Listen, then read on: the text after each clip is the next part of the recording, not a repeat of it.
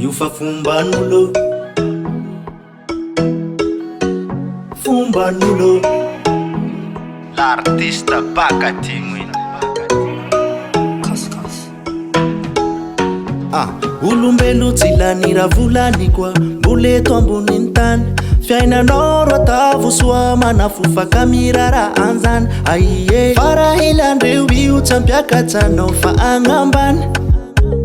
moralinao tsy tiandrozo ambony fao simbany olo manao iregny tsy mandeha raiky fa misy raha miaraka amy ataony devoly fitaovagnisainy amifony anao tao fahatany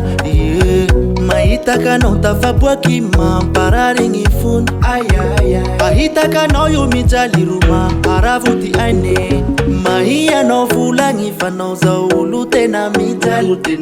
matavy anao saragny fanao olo mahery minankany kararahina zavaky analo io fa fomban'olo fiainanao io katao ze maso kararahina zavaky analo azavaky analo fiainanao io katao ze maso kararahina zavaky analo io fa fomban'olo fiainanao io katao ze maso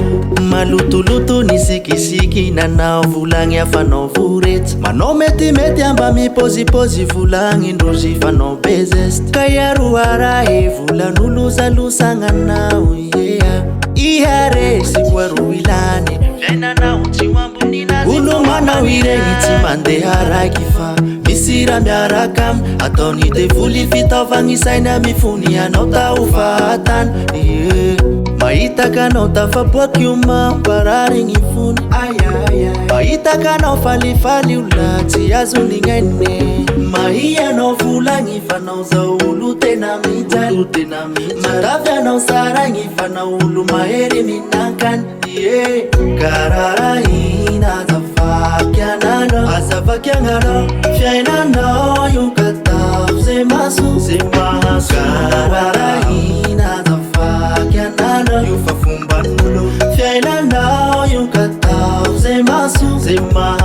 kararahina zavaky analo azavaky analo fiainanao io katao ze maso kararahina zavaky analo fiainanao io katao ze maso kararahina zavaky analo fiainanao io katao ze maso